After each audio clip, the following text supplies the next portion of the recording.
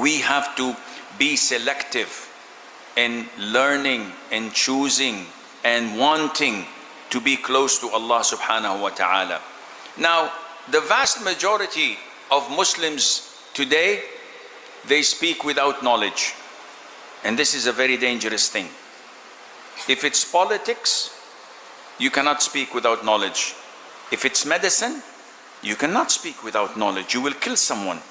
If it is economy, you cannot speak without knowledge, because he will be investing money and losing it because of your advice.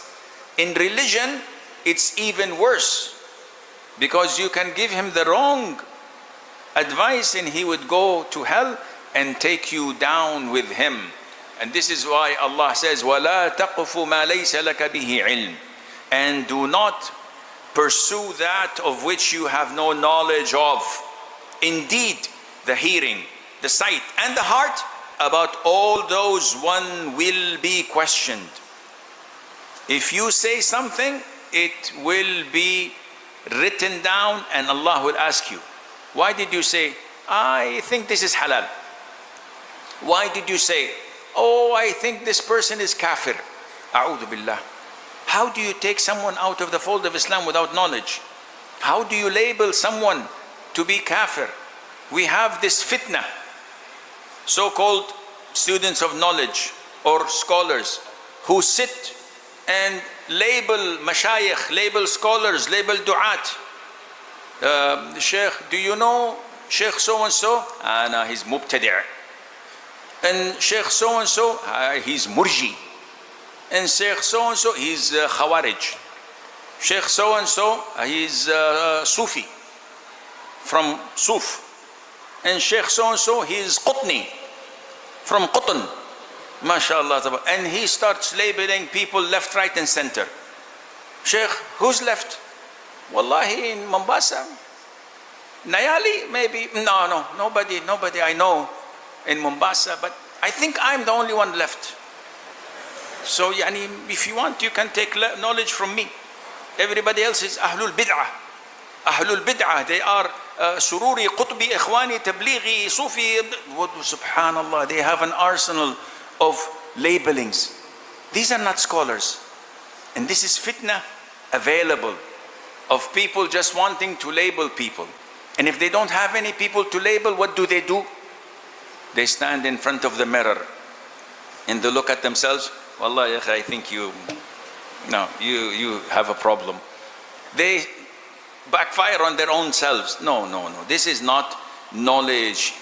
The first that hellfire will be lit by are three, as per the hadith of Abu Hurairah, may Allah be pleased with him, in Sahih Muslim. One of them is a scholar. Allah will bring him and show him his favors and blessings. And Allah will ask him, do you acknowledge? And the man says, yes, of course, all of these favors and blessings you bestowed upon me. And Allah will say, what did you do to show your gratitude? And the man said, I taught the people Qur'an. And I taught them knowledge for your sake. Allah says, you are a liar. You did this so that they would point at you and say, a scholar. And you recited the Qur'an so that they would say, qari, a reciter. Take him and throw him in hell.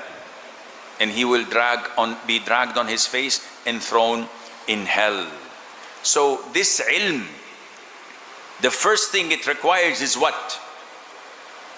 Sincerity, ikhlas. Without sincerity, Allah does not accept your deeds. With sincerity, all of your deeds are accepted and valid, insha'Allah Azza wa Jal.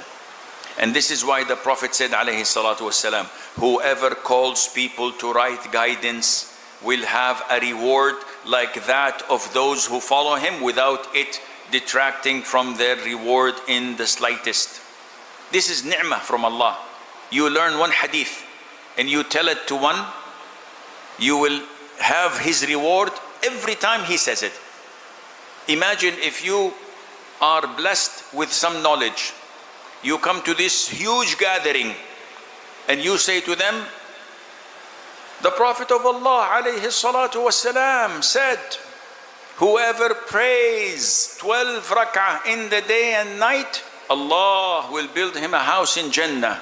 2 rak'ahs before Fajr, 4 rak'ahs before Dhuhr, 2 rak'ahs after Dhuhr, 2 rak'ahs after Maghrib, and 2 rak'ahs after Isha.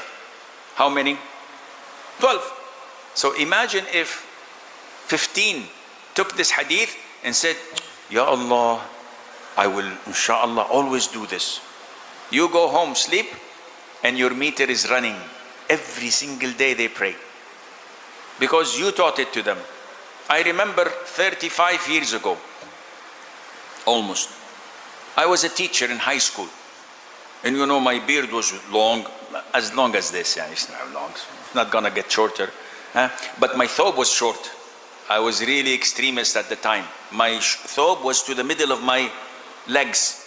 Yeah, and it was like Chanel. So if you see me from behind, it was sheikh or a woman, I don't know. It was very short because I loved the Sunnah. And I thought that this is the only way of the Sunnah. And the Sunnah is to wear your thobe 4 fingers under the knee. This is the Prophet's size of Sunnah. And he said, if you refuse, then this. And he added another 4, yani 8 fingers below the kneecap. This is the Sunnah. Who's doing this nowadays? Imagine me going to a meeting with the CEO in the company and the board members and wearing my 3-piece suit and my trousers are to the... What is this, Charlie Chaplin? Nobody knows the Sunnah. They'll make fun out of it. So, alhamdulillah, our religion is tolerant and easy and simple. The Prophet says, and if you don't want, it's okay to go down to the ankles, but do not exceed the ankles. So alhamdulillah, we have an excuse.